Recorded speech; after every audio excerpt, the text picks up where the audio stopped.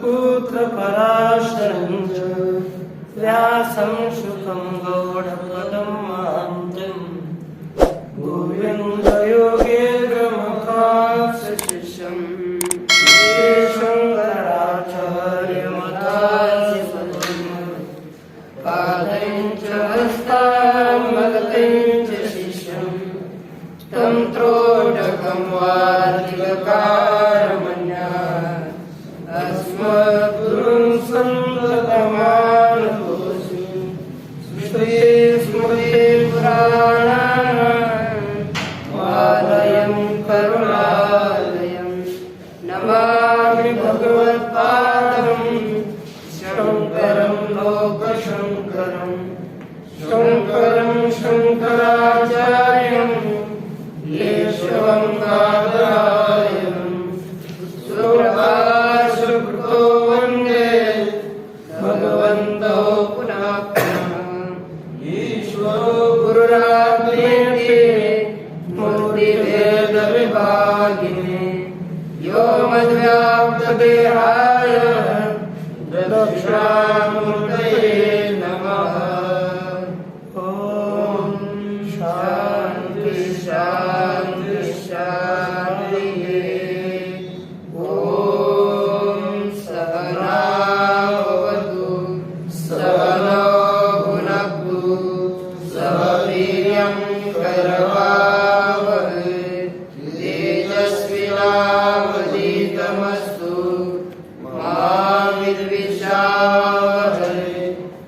ॐ शान्ति शान्ति शान्तिः। श्रीमद् भगवान दक्ष परमात्मा आदि गुरु श्री शंकराचार्य श्री ज्ञान महाराज जय गुरु तुकाराम महाराज संत श्री एकनाथ महाराज नामदेव महाराज इत्यादि सब संतों के अलौकिक प्रयत्नों की ऐसी कृपा से हम लोग श्री कृष्ण यजुर्वेदीय शास्त्र के अंतर्गत काठोपनिषद के विचार के प्रसंग में द्वितीय अध्याय के तृतीय वल्ली का विचार प्रारंभ कर चुके। इसमें प्रथम मंत्र में यह जो आत्म तत्व है वो कैसा है, उसके आश्रित सभी है, इसका प्रतिपादन किया। अब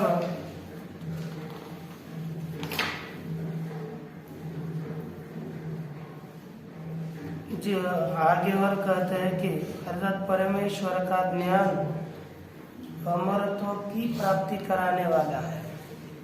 कार्यस्य शून्यता पर्यंतम नष्टस्य असत्वपूर्वकम एव जन्म ततो नास्ति मूलम इति शंकते।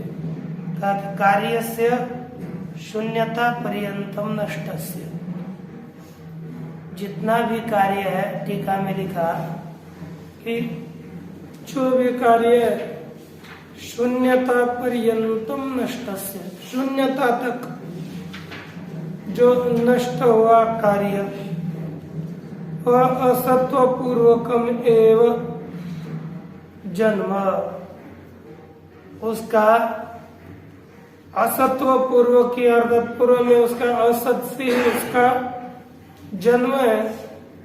ततो नास्ति मूलम इति, इसलिए इसका कोई मूल नहीं है।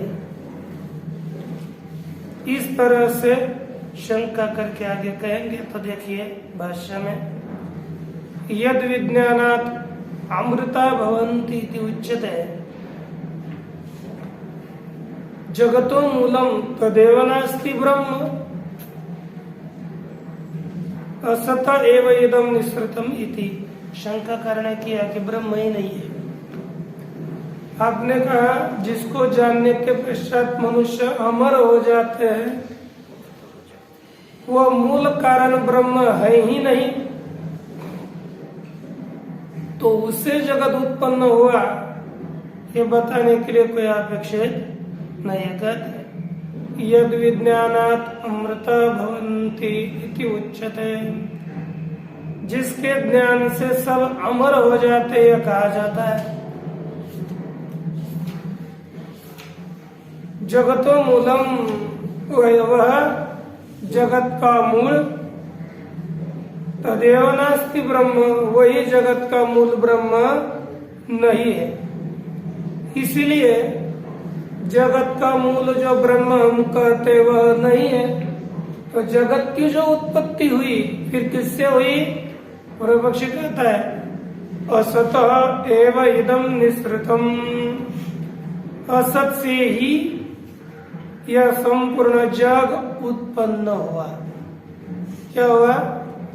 असत से ही यह संपूर्ण जगत उत्पन्न हुआ है।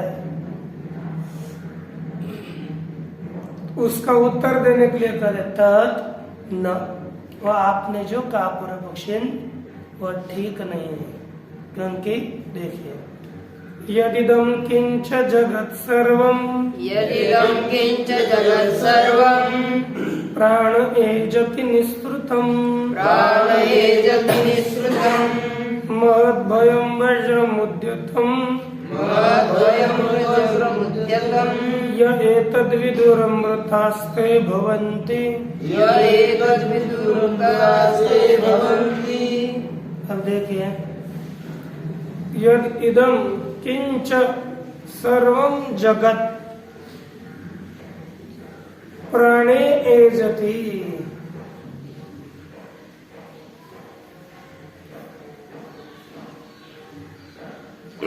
निःसृतम्, यदं किंच सर्वं जगत् निःसृतं सर्वं जगत् प्राणे एजति।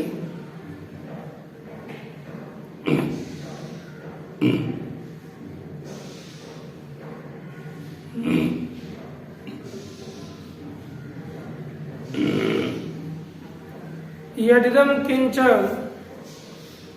निःसृतं सर्वं जगत, जो कुछ भी उत्पन्न हुआ सब जगत है, वह संपूर्ण जगत प्राणे सति एजति, प्राण होने पर भी अपना प्राण होने के कारण ही, प्राण शब्द का अर्थ प्राण रूप परमात्मा, प्राण रूपी वह अपना प्राण वो नहीं लेना, परमात्मा, प्राण नाम वाला परमात्मा, परमात्मा होने पर ही यह संपूर्ण जगत एजति चेष्ट है, अपना व्यापार कर लेता है।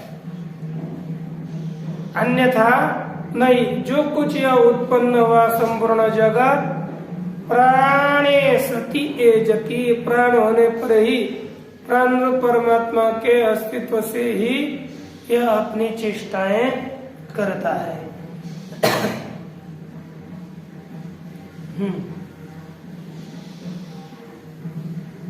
महद भयम वज्रमुद्यतम, वह कैसा है?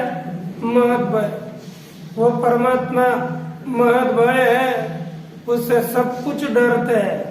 और जैसे किसी ने वज्रमुद्यतम, जिसने वज्र को उठाया हुआ वैसा दिखता है। जिसने वज्र को उठाया है, हाथ में लिया है, ऐसे किसी भी व्यक्ति को देख करके मनुष्य कितना डरता है कि नहीं? उसी तरह वज्र के उठाए हुए की तरह यह परमात्मा है। यह एतद विदु, जो लोग इस आत्म तत्व को जानते हैं, ते अमृता भवन्ति, वे अमर हो जाते हैं। अन्य नहीं, जो इसको नहीं जानते वे नहीं, जो जानते हैं वे ही अमर हो जाते हैं। तो देख लीजिए भाष्य, यदिदं किंच, यह मूल प्रतीक है, उसका अर्थ किया यत् किंच इदम, जो कुछ भी यह संपूर्ण जगत है, अन्वय पस किया है। यद पहले लिया, किंच बीच में रखा और इदम पुनः बीच बाद में किया। पूर्व में यद इदम किंच है, इसका यद किंच इदम ऐसे शब्द का प्रयोग किया और कहा कि जो कुछ यह संपूर्ण इदम सर्वम जगत, यह संपूर्ण जगत प्राणे, इसका अर्थ करते हैं परस्मिन ब्रह्मणि सति, परब्रह्म परमात्मा होने पर एजति, एजति का अर्थ किया कंपते, है ना, उससे यह चेष्टाएं करता है। ततएव निसृतम निर्गतम सद प्रचलति नियमेन चेष्टते, ततएव अर्थात उससे ही निसृतम, निसृतम अर्थात निर्गतम अर्थात उत्पन्न होता हुआ, प्रचलति नियमेन चेष्टते, नियमतः यह अपने व्यापार कर लेता है।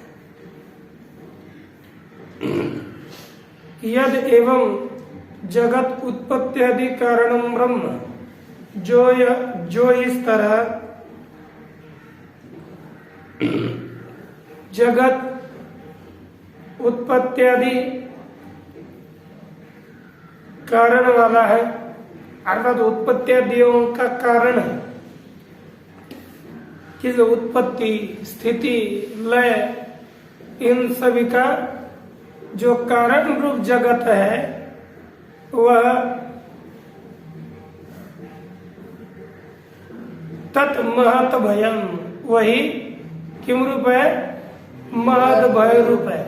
अर्थात अतिशय, क्यों इसका महत भय कहा, आगे विभेद तस्माद इति महत भयम, जो महत चतुर भयंच, अर्थात अतिशय, इससे संपूर्ण जगत डरता है, इसलिए इसका नाम पड़ा महत भय।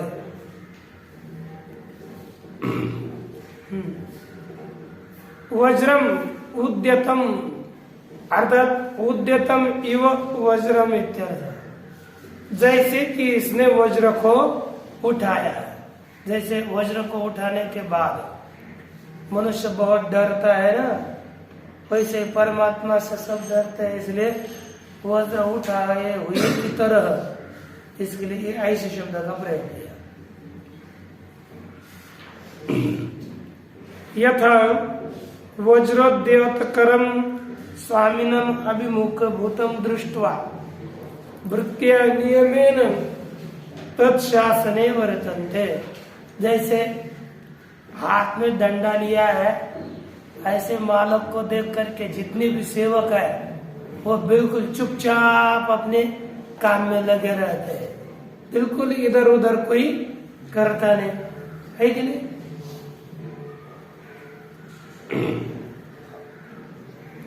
तथा इदम चंद्रादित्य ग्रह नक्षत्र तारकादि लक्षणम जगत, उसी तम पतर संपूर्ण चंद्र, आदित्य अर्थात सूर्य, ग्रह, नक्षत्र, तारे इत्यादि रूप यह संपूर्ण जगत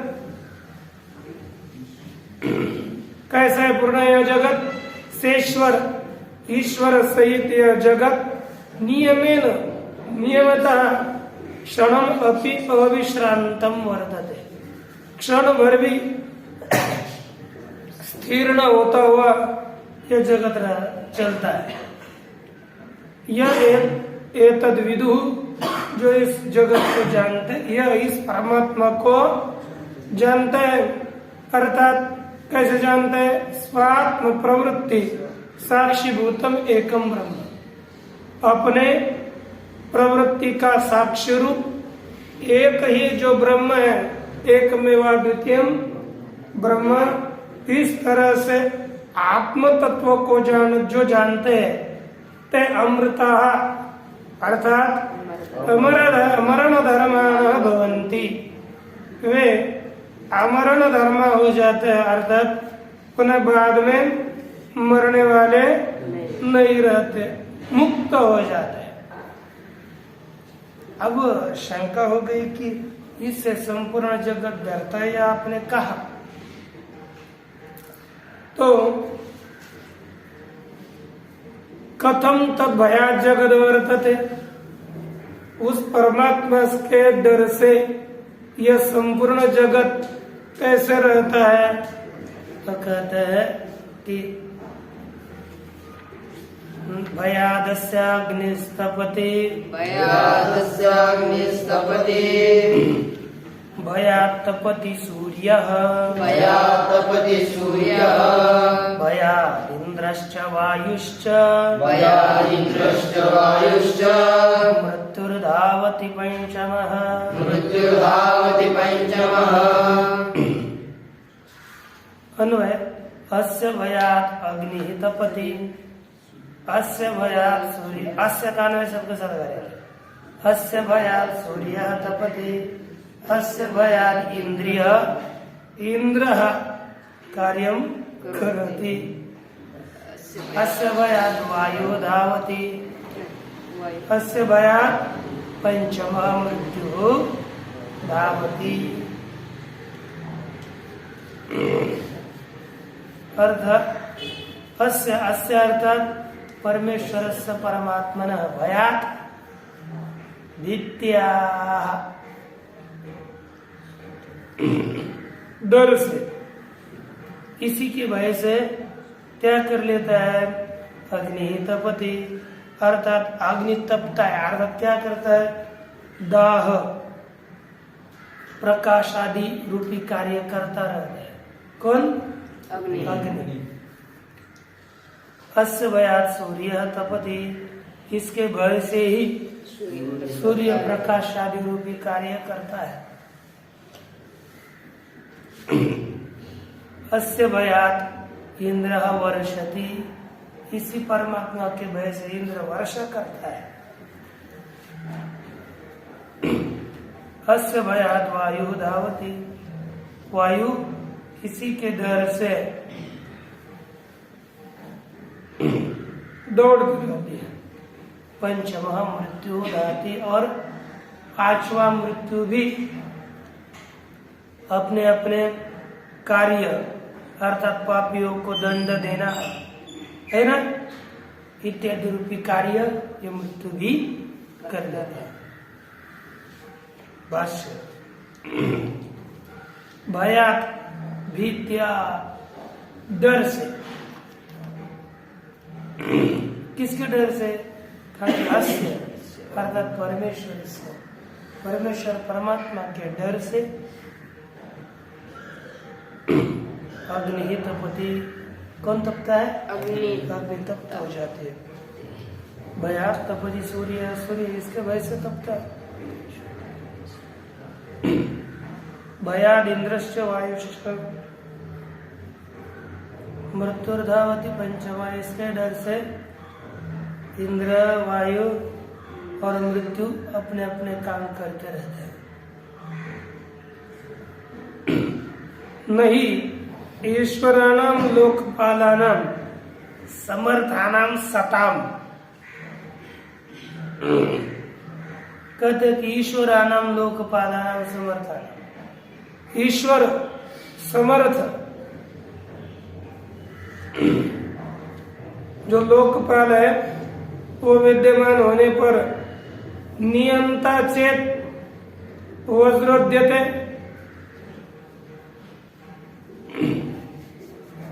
करवत न स्यात्, कहते कि वज्रोद्यत नियंता,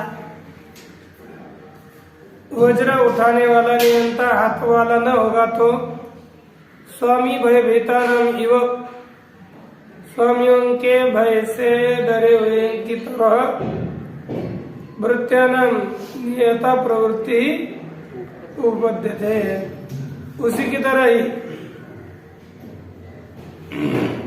स्वामी के द्वारा नियंत्रित जैसे लोगों की प्रवृत्ति होती है, उसी तरह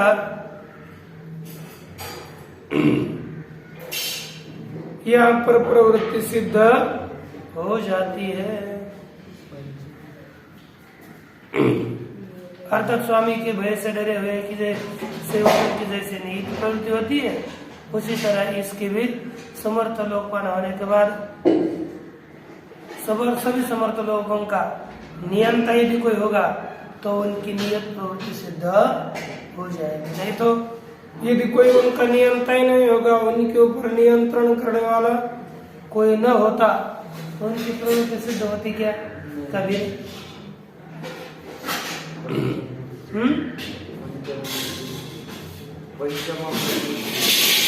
पांचवा मृत्यु देखो ना, पहले दिया ना, एक अग्नि, सूर्य, इंद्र, वायु और पांचवा मृत्यु। और क्या 4 दिए थे पहले, तो पांचवा मृत्यु का। नहीं तो आपको लगा कि 5 मृत्यु कौन सी? अरे वाह अरे वाह।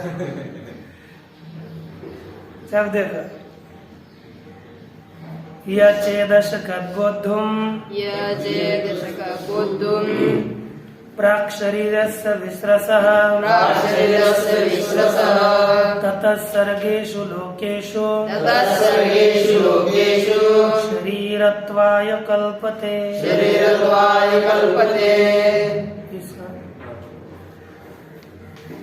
तो क्या है? यह चेद अशकत बोद्धुम प्राक् शरीरस्य विस्रसः ततः सर्गेषु लोकेषु शरीरत्वाय कल्पते। शरीरस्य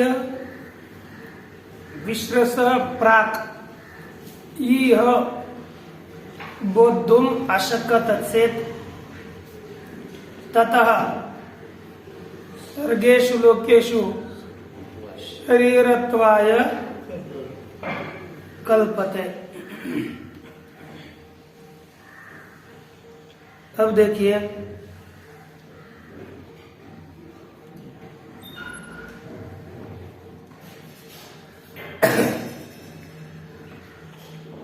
शरीर से विश्रस प्राक अर्थात शरीर गिरने के पहले, यदि यह अर्थात तस्मिन् जन्मनि बोद्धुम अशकत से यदि कोई मनुष्य जान सका तो इसी जन्म में इसी आत्म तत्व को जान नहीं सका तो बोद्धुम अशकत से समर्थ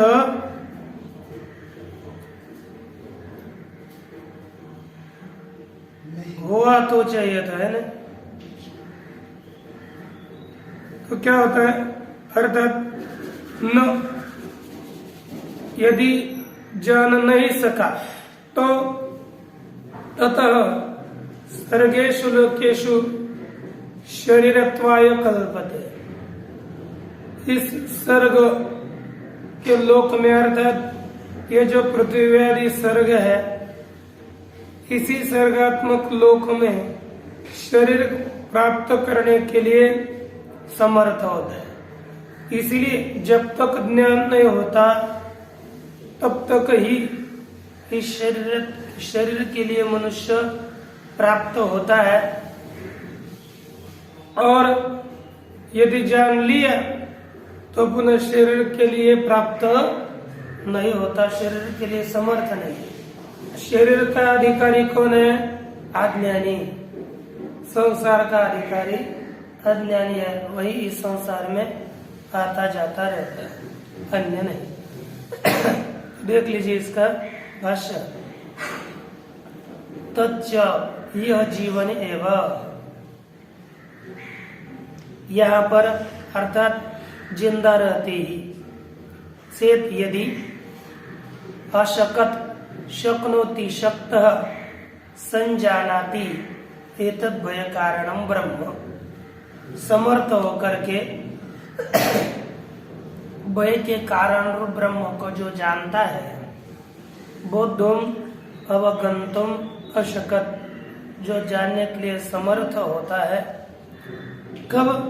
प्राक पूर्वम शरीरस्य विश्रसः,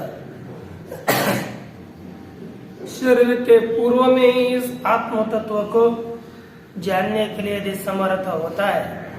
विश्रस का अर्थ करता है अवस्रंसनात् पतनात्, है ना? पड़ने के पहले, शरीर गिरने से पहले जो आत्म तत्व को जानने के लिए समर्थ होता है सह संसार बंधनात् विमुच्यते, वही संसार बंधन से मुक्त होता है।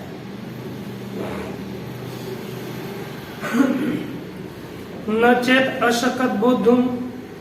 अब यहाँ पर कुछ शब्द अध्ययन करने पड़े, है ना, कि शरीर गिरने के पहले इस आत्म तत्व को यदि जान सका तो वह संसार बंधन से मुक्त होता है, और नहीं जान सका तो न चेत अशकत बोधम, यदि जान नहीं सका तो ततः अनवबोधा, उसी अज्ञान से सर्गेषु सृज्यन्ते येषु स्रष्टव्यः प्राणिनः इति सर्गाः। सृज्यन्ते अर्थात उत्पन्न किए जाते हैं, जिनमें स्रष्टव्य प्राणिनः, उत्पन्न करने योग्य प्राणी जिनमें वे सब है सर्ग। जैसे पृथिव्यादयः लोकाः, पृथिव्यादि संपूर्ण लोक सर्ग है। तेषु सर्गेषु, उन्हीं सर्गों में, लोगों में, शरीरत्वाय, शरीर भावाय, शरीर के प्राप्ति के लिए कल्पते।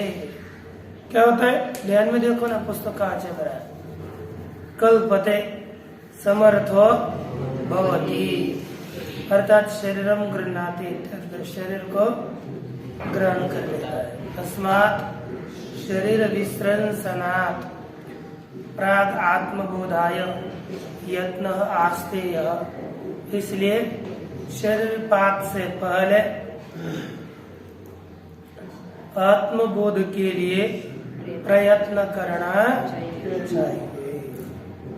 तो देखिए, यस्माद् यैव आत्मनः दर्शनम आदर्शस्थस्य इव मुखस्य स्पष्टम उपपद्यते, न लोकांतरेषु ब्रह्मलोकाद अन्यत्र सच दुष्प्रापः कथम इति उच्यते।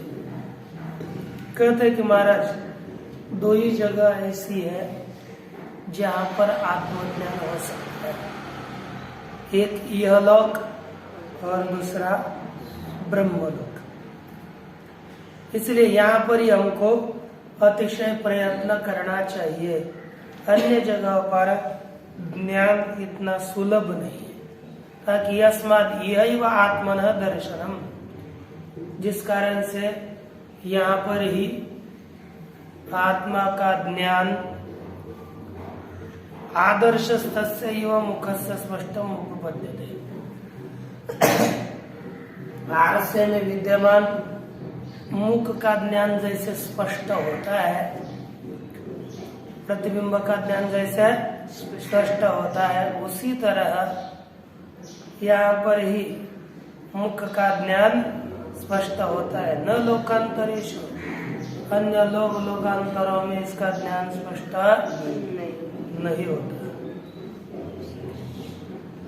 इसीलिए कहाँ नहीं होता, किसी लोक में नहीं होता, कहते नहीं ब्रह्मलोकात् अन्यत्र, ब्रह्मलोक से भिन्न जितने भी लोक हैं उनमें इसका ज्ञान स्पष्ट सिद्ध नहीं होता। और जो ब्रह्मलोक है, हम ब्रह्मलोक में जाकर ज्ञान प्राप्त करेंगे, कहते सच दुष्प्रापः, और वह ब्रह्मलोक प्राप्त करने के लिए बहुत कठिन है, और इसको हमको ज्ञान कराना है। तो एक है ब्रह्मलोक और यह लोक। इसीलिए अभी हमको संधि भगवान ने दी है, तो अभी हम प्रयास क्यों न करें, जिसके कारण से हमें तत्वज्ञान शीघ्र प्राप्त हो। ऐसा प्रयास हम लोगों को सबको करना चाहिए। तो कहते कथम, कैसे यहाँ पर ज्ञान स्पष्ट होता है, अन्य लोगों पर ज्ञान स्पष्ट नहीं होता। तो कहते सुनो, दृष्टांत से बताते हैं। यथा दर्शे तथात्मनि, यथा दर्शे तथात्मनि, यथा स्वप्ने तथा पितृलोके, यथा स्वप्ने तथा पितृलोके, यथा यथाप्सु परिवददृशे तथा गंधर्वलोके छाया तपोरीव ब्रह्मलोके। ये कहा कि यथादर्शे तथात्मनि, जैसे आदर्श, आदर्श जानते हो, आरसा, आरसा में जिस तरह का ज्ञान होता है उसी तरह आत्मनि, आप अपने बुद्धि में ज्ञान हो जाता है।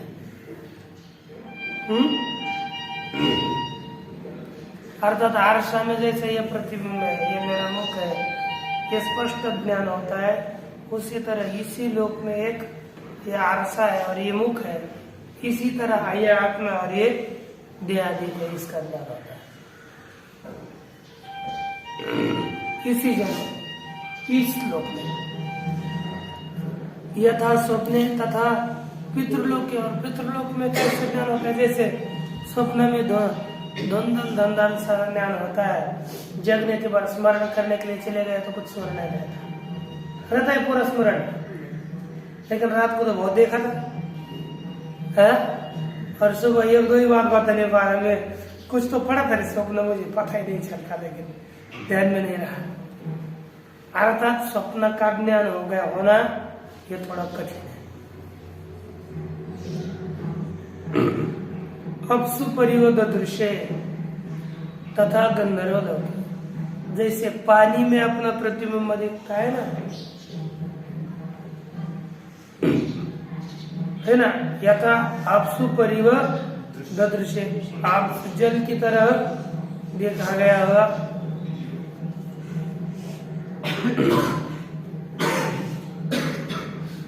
ठीक नहीं, जल की तरह देखा गया, जल में जैसा अपना प्रतिबिंब दिखता है उसी तरह गंधर्व लोक में दिखता है। जल थोड़ा भी हिला तो स्पष्ट ज्ञान नहीं होता, गंधर्व लोक में वैसे ही है। लेकिन ब्रह्मलोक में छाया तपोरी और ब्रह्मलोक में तो जैसे छाया और फूल अर्थात आतप, गर्मी, तो आतप और छाया की तरह अतिशय स्पष्ट भेद होता है। दो जगह पर स्पष्ट ज्ञान होता है, इस लोक में और ब्रह्मलोक में। इसलिए स्पष्ट ज्ञान के लिए मनुष्य को इसी जन्म में प्रयास करके तत्व ज्ञान प्राप्त करना चाहिए। वही कह रहे हैं आगे, देखिए, कथ आयथा दर्शे प्रतिबिंब भूत आत्मानं पश्यति लोको अत्यंत विविक्तम। क्या कि प्रतिबिंब रूप जो जल में जो दिखता है वह कैसा है, प्रतिबिंब रूप है, इसलिए प्रतिबिंब रूप आत्मा को लोग देखते हैं। कैसे? अतिशय विविध, अतिशय पृथक पृथक रूप से उसे जान लेते कि आत्मा ये आत्मा नहीं है।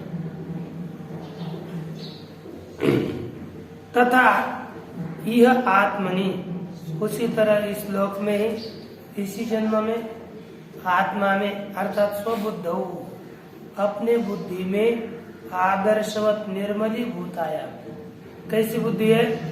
आरसा की तरह निर्मल विविक्तम आत्मन दर्शनम होती, यहाँ पर स्पष्ट आत्मा का दर्शन ज्ञान होता है। यथा स्वप्ने अविव्यक्तम जागृत वासनो भूतम, जिस तरह स्वप्न में अविव्यक्त हो, जागृत वासना से उत्पन्न हुआ, तथा पितृलोक के उसी तरह पितृलोक में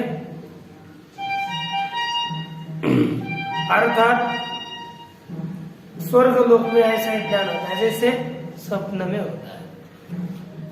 अर्थात अविव्यक्तम एवं अपृथक पृथक रूप से एकदम मिश्रित रूप से ज्ञान होता है। अविव्यक्तम एवं दर्शनम आत्मन कर्म फल भोगा सत्त्वात्, क्योंकि कर्म और फल में भोगासक्त होने के कारण आत्मा का अस्तित्व मात्र ही ज्ञात होगा, आत्मा का दर्शन ऐसा अभिव्यक्ति होगा। यथा च आपसु अविभक्तावयव आत्मस्वरूपम, जैसे जल में अविभक्त अवयव हम आत्मस्वरूप है, जिसका कोई विभाग नहीं हुआ, है ना। जल में भी क्या होता है ना, अविभक्त दिखते हैं ना, अलग अलग नहीं दिखता ना, पर आपसु परिवर्तित विषय अर्थात परिदृश्य थे, वहां पर आत्मा का विस्पष्ट भान नहीं होता। तथा गंधर्व लोक, उसी तरह गंधर्व लोक में भी भान स्पष्ट नहीं होता। अव्यक्तम एवं दर्शनम आत्मा, आत्मा का अव्यक्त पृथक पृथक ही दर्शन नहीं होता, एकत्रित मिलकर दर्शन होता है।